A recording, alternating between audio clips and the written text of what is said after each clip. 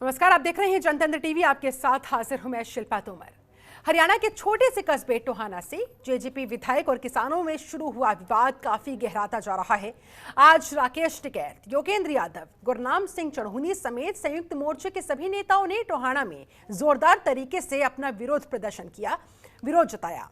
पहले काफी बड़ी संख्या में हजारों किसान एकत्रित हुए और फिर राकेश टिकैत और गुरनाम सिंह चढ़ूनी के नेतृत्व में गिरफ्तारी देने पुलिस थाने जा पहुंचे। राकेश टिकैत ने इस दौरान कहा कि किसानों पर गलत पर्चे दर्ज हैं, जिन्हें रद्द किया जाए। गिरफ्तारी के लिए छापेमारी बंद होनी चाहिए। गिरफ्तारी करनी ही है तो किसानों के बीच से करे, नहीं तो वो पीछे नहीं हटेंगे।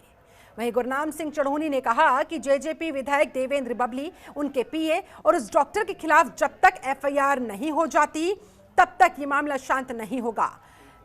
बता दें आपको कि विधायक बबली ने पीए पर हमले के आरोप लगाए थे, जिसके उपरोक्त डॉक्टर ने झूठा इलाज करने के आरोप अब किसान लगा रहे हैं।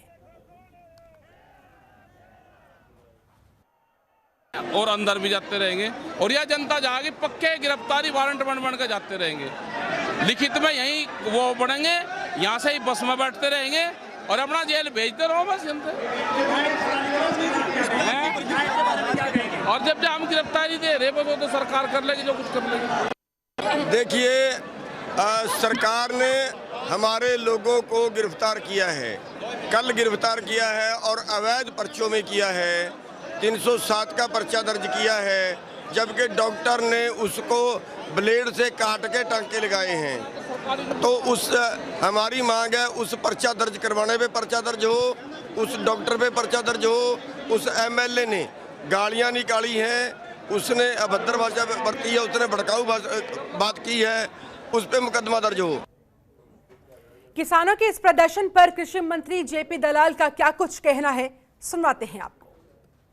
मैं किसानों के बीच में ही रहता हूँ, गांव में जाता रहता हूँ। आम किसान अपनी खेतीबाड़ी के काम में मस्त है और ये आंदोलन शुरू से ही कुछ राजनीतिक पार्टियों, जिसमें कांग्रेस प्रमुख है, या महत्वाकांक्षी रखते हैं ऐसे किसान नेता जो राजनीतिक इलेक्शन के बाद जब से अपनी राजनीति चमकाना चाहते हैं, उनके हाथ में है।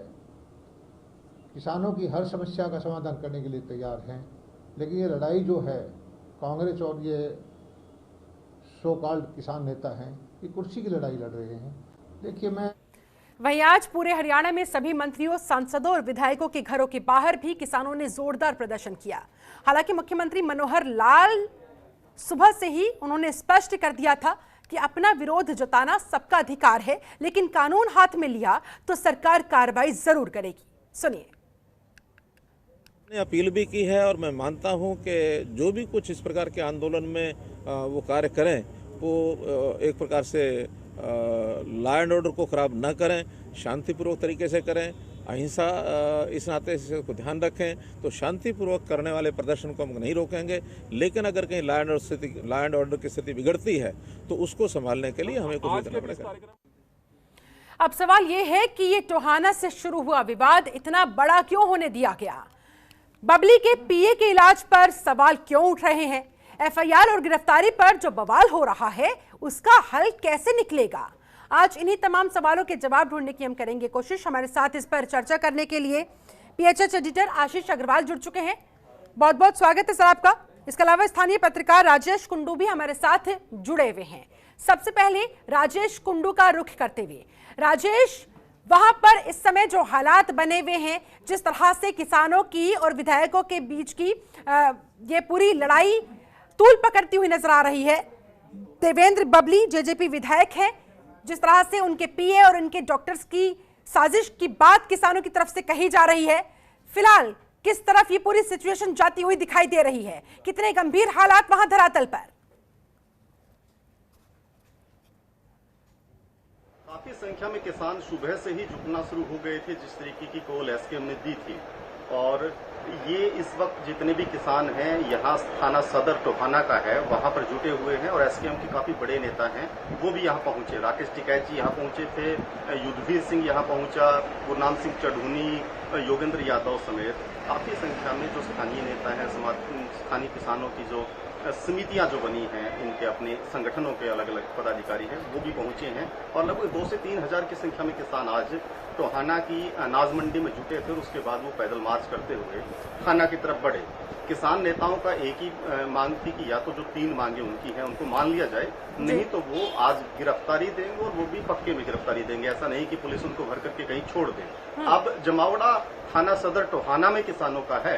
इस बीच में हालांकि एक बुलावा आया था कि विधायक देवेंद्र बबली जिनके साथ किसानों का विवाद है, उन्होंने बातचीत का एक न्योता दिया है और किसी जगह वो वहां उनसे बातचीत कर रहे हैं जिसमें 4 बड़े किसान नेता शामिल हैं और साथ ही यहाँ की स्थानीय कमेटी जो बनी थी किसानों की वो भी बातचीत कर रही है और कयास लगाई जा रही है कि शायद कोई न कोई हल इस चीज का निकले और ये पूरे का पूरा विवाद है उसका पटाते। जी सर, यानी कि धरातल पर वहां कोशिशें तो हो रही है इस विवाद को सुलझाने के मद्देनजर, लेकिन संभावनाएं किस तरह की बनती नजर आ रही है?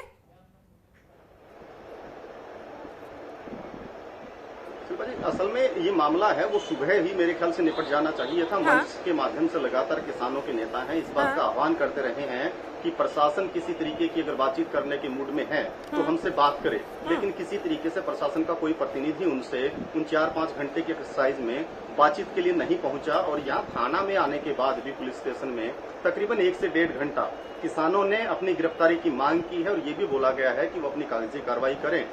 सभी किसान हैं वो इसमें गिरफ्तारी देना चाहते हैं, लेकिन पुलिस प्रशासन ने उस दौरान भी किसी तरीके की कोई हलचल यहाँ दिखाई नहीं दी। आखिरकार अब से कुछ देर पहले किसान नेताओं को बुलावा आया और किसान नेता उस बातचीत में शामिल होने गए हैं। निकलेगा क्या वो आने वाला कुछ वक्त बताएगा, घंटे आधे घंटे बाद हो सकता है कि स्थिति साफ हो, लेकिन रुख अब जो लग रहा है जिस तरीके से सुबह से एक लकीर सी खींची हुई थी दोनों पक्षों के बीच में वो मिटती हुई नजर आई है और डायलॉग डिलीवरी है उसके लिए कम से कम एक प्लेटफॉर्म इस समय किसानों को और देवेंद्र बबली को मिला है और वो लगातार बातचीत को वहाँ जारी रखे हुए। ठीक है, लौटूंगी सर आपके पास।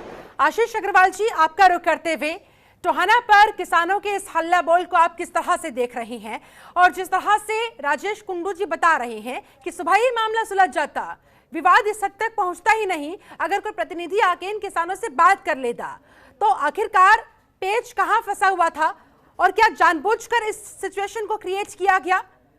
किस बात का इंतजार किया जा रहा था? ये स्थिति यहां तक आई क्यों? ये नौबत आई क्यों? क्या लग रहा है आपको? देखिए शिल्पा, ये नहीं कहा जा सकता कि जानबूझकर इस तरह की सिचुएशन को क्रिएट किया जा रहा है, क्योंकि दरअसल मैं आपको सबसे पहले ये बता दूं कि ये विवाद शुरू कहां से हुआ। टोहाना, जहां से जेजेपी के विधायक हैं देवेंद्र सिंह बबली, वो एक वैक्सीनेशन कैंप का उद्घाटन करने गए थे और किसान उनका विरोध करने पहुंचे थे। किसान अपना विरोध जता रहे थे और देवेंद्र सिंह बबली वहां से वापस निकल रहे थे, लेकिन दोनों के बीच गहमा गहमी इतनी बढ़ गई कि विवाद जो है अभद्र भाषा तक आ पहुंचा। और देवेंद्र सिंह बबली का आरोप है कि कुछ असामाजिक तत्वों ने उनकी गाड़ी पर हमला किया, उनकी गाड़ी के शीशे तोड़े और इसी बीच जो उनके पीए थे उनको चोटें आई, उनके सिर में चोट लगी, जिसके बाद कुछ लोगों के खिलाफ पुलिस ने एफआईआर दर्ज की और उनको गिरफ्तार करने के लिए पुलिस लगातार जो अपनी कार्रवाई है वो कर रही है। अब इसी सबके विरोध के अंदर ये आज की कॉल की गई थी किसान नेताओं की तरफ से। राकेश टिकैत, गुरनाम सिंह चढ़ूनी और संयुक्त किसान मोर्चा के तमाम जितने भी बड़े नेता हैं, चाहे उसमें योगेंद्र यादव की हम बात करें या जितने भी तमाम दूसरे नेताओं की बात करें, वो हम यहाँ पर पहुंचे थे। विवाद उम्मीद यही थी कि शायद सुबह ही सुलझ जाता, जैसे कि राजेश भी बता रहे थे, लेकिन कहीं ना कहीं मैं समझता हूं कि कोऑर्डिनेशन की कमी रही। दोनों पक्षों में बातचीत सुलह के लिए समय पर शुरू नहीं हो पाई, या ये भी आप कह सकते हैं कि दोनों पक्षों की तरफ से किसी ने पहल नहीं की, जिस कारण विवाद पूरा दिन चलता रहा। दोपहर 3 बजे तक का पहले अल्टीमेटम दिया गया, उसके बाद तमाम नेता जो हैं वो टोहाना के सदर थाने में पहुंचते हैं अपना रोष जाहिर करने और अपनी गिरफ्तारियां देने के लिए। और उसके बाद जब ये पूरा का पूरा प्रकरण बढ़ता हुआ दिखाई देता है, तब जो इस पूरे मामले के अंदर भी देखा जा सकता है तमाम कि पहले कौन झुकेगा, इस वजह से कोऑर्डिनेशन बन ही नहीं पाया। देखिए ईगो क्लैश, देखिए हम इसमें इस तरीके से समझ सकते हैं कि शुरू दिन से ही इस पूरे प्रकरण के अंदर माफी मांगने को लेकर जो विवाद था वो अड़ा हुआ था, पेच अड़ा हुआ था, क्योंकि किसान लगातार मांग कर रहे थे कि देवेंद्र सिंह बबली ने जो अभद्र शब्द कहे हैं उसके लिए देवेंद्र सिंह बबली माफी मांगे, जबकि देवेंद्र सिंह बबली ने साफ तौर पर इंकार किया कि उनकी तरफ से ऐसी कोई बात नहीं की गई। यही सारे मुख्य बिंदु हैं जिनकी वजह से ये पेच फंसा हुआ था। हालांकि बीच में गुरनाम सिंह चढ़ूनी ने अपने आप को विड्रॉ भी कर लिया था कुछ समय के लिए इस मसले से, लेकिन आज फिर वो वापस इस मसले के अंदर आए हैं।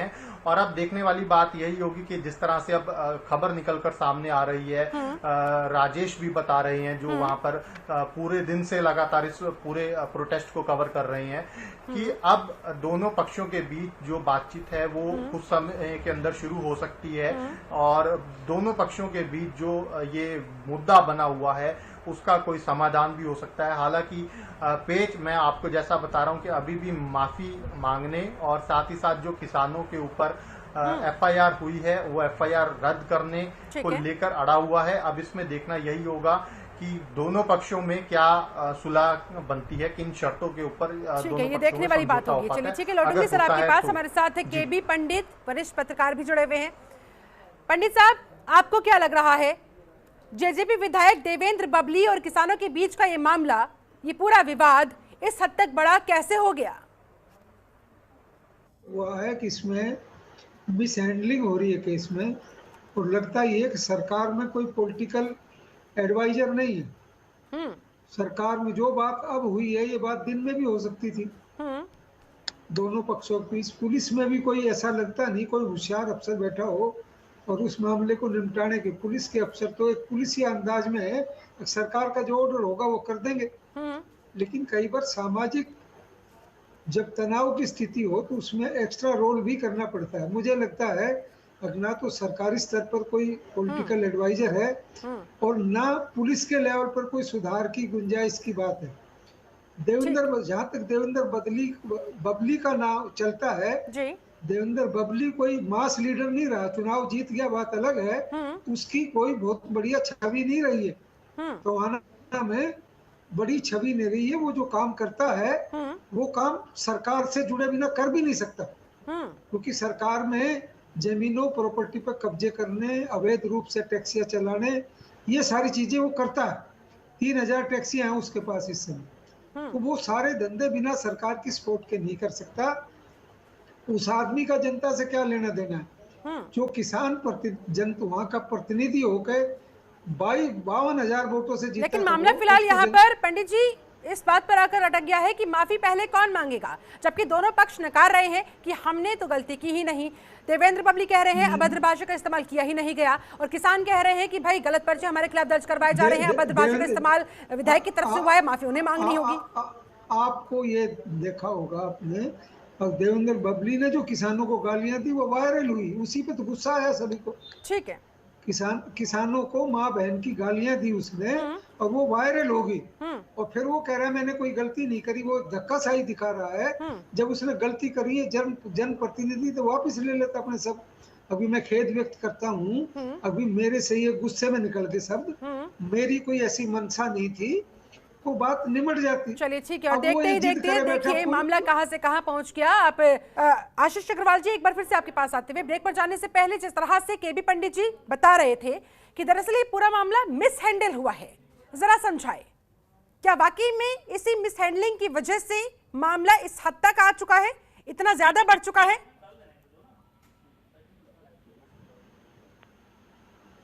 बिल्कुल शिल्पा, देखिए जैसा मैंने आपको ब्रेक पर जाने से पहले ही बड़ा स्पष्ट बताया था कि दोनों पक्षों की तरफ से जो वाद विवाद है वो बड़ा, और दोनों पक्षों में से किसी ने भी शायद वहां पर समझदारी का परिचय नहीं दिया, क्योंकि अगर समझदारी का परिचय दिया होता तो आज स्थिति ये ना होती।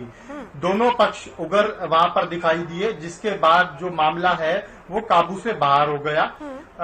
सत्ता में जेजेपी के विधायक थे, उन्होंने अपनी शिकायत दी, उसके ऊपर कार्रवाई हुई। किसान अब ये आरोप लगा रहे हैं कि जो कार्रवाई हुई है वो गलत हुई है और दबाव में डॉक्टर की झूठी रिपोर्ट के आधार पर ये कार्रवाई की गई है। फिलहाल अब इस पूरे प्रकरण पे जिस तरह से बाकी के साथी भी बात कर रहे थे कि कहीं ना कहीं जो है वो तालमेल के साथ साथ सूझबूझ की भी कमी रही, क्योंकि सामाजिक ताने बाने को भी हमें बचाने के लिए कई बार ऊपर उठकर काम करना पड़ता है। जब सत्ता पक्ष की अगर हम बात करें तो कोई ना कोई प्रशासन के स्तर पर या सरकार के स्तर पर अगर बातचीत हो जाती और शायद किसानों की तरफ से भी अगर कोई इसको लेकर पहल कर ली जाती, क्योंकि जिस तरह से जब पहले दिन विवाद हुआ था, देवेंद्र सिंह बबली का हमने खुद इंटरव्यू किया था जनतंत्र टीवी के ऊपर और उन्होंने ये कहा था कि मैं पंचायत में आने के लिए तैयार हूं, लेकिन किसान के जो नेता हैं, किसान नेता हैं, चाहे गुरनाम सिंह चढ़ूनी है, राकेश टिकैत है, वो कम से कम मुझे बुलाकर मेरी बात को तो सुने। मेरी बात तो सुनी ही नहीं जा रही। मेरी बात को सुने बिना ही कॉल्स ले ली गई हैं कि कल वहां पर धरना होगा, प्रदर्शन होगा। तो कहीं ना कहीं कुल मिलाकर के निष्कर्ष यही है कि तालमेल का बड़ा अभाव है और दोनों ही पक्ष झुकने के लिए तैयार नहीं थे। ठीक है सर, ऐसे में क्या समझा जाए? क्या जानबूझकर इस पूरे मामले को राजनीतिक रंग देने की कोशिश यहाँ पर किसान नेताओं की तरफ से? वो चाहते ही नहीं है कि मामला ठंडा हो, कोई समझौता हो? देखिए शिल्पा, जानबूझकर हम नहीं कह सकते, लेकिन हाँ तालमेल का अभाव है, जो वो शब्द मैं बार बार प्रयोग कर रहा हूँ। कोऑर्डिनेशन, लैक ऑफ कोऑर्डिनेशन है और किसी ने भी मुझे लगता है कि आगे आकर इसको हल करने का बहुत ज्यादा प्रयास नहीं किया। अब इसमें एक बात और समझने वाली है, ये तो विवाद पूरा चल ही रहा है आज सुबह से। आज वहां पर देखिए, क्योंकि बड़ी संख्या में किसान इकट्ठा हुए हैं, तो कोविड प्रोटोकॉल्स की कितनी पालना हो पाई, ये भी मुझे लगता है कि राजेश हमें बेहतर बता पाएंगे, क्योंकि वो खुद कवर कर रहे हैं।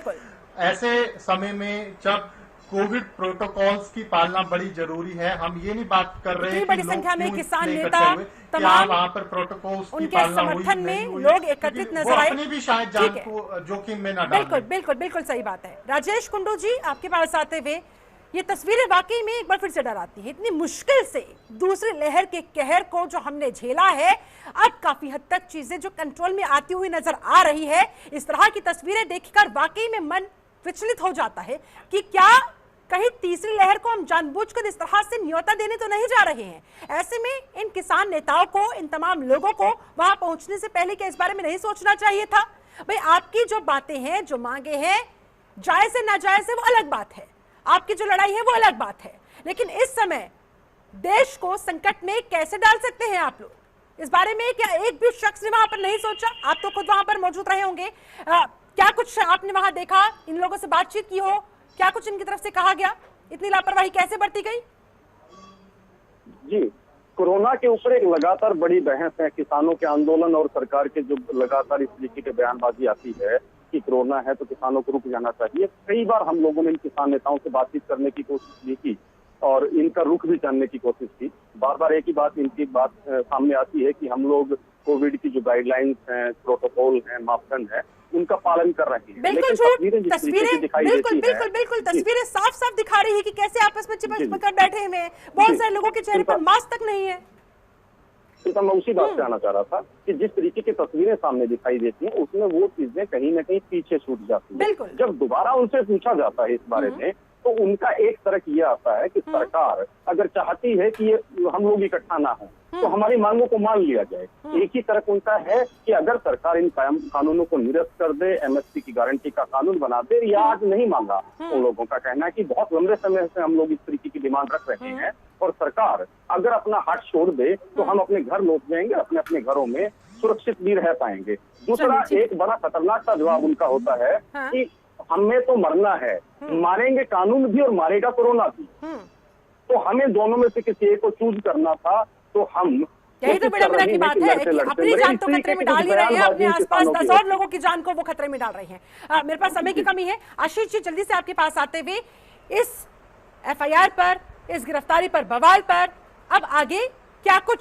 समाधान नजर आता है, इस विवाद का क्या हल दिखाई देता है? फाइनल कमेंट सर आपका।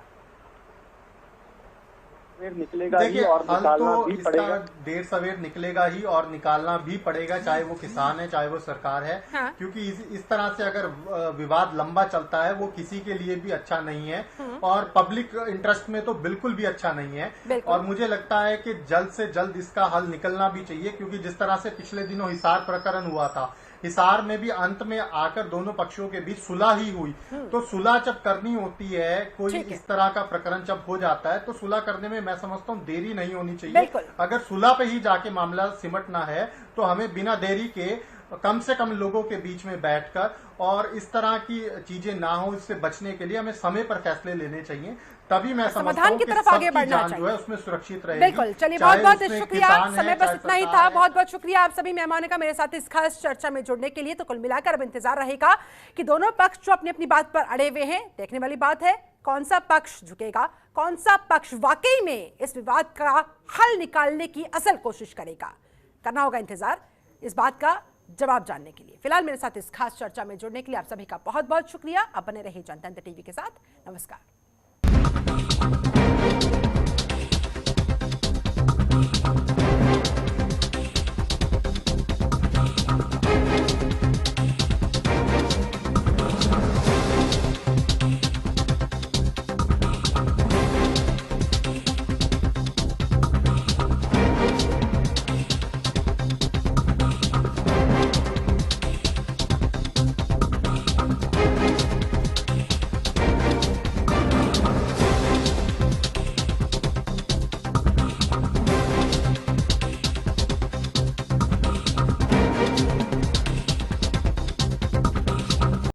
खबरों के निष्पक्ष विश्लेषण के लिए सब्सक्राइब करें Jantantra TV and press the bell icon. Never miss any update.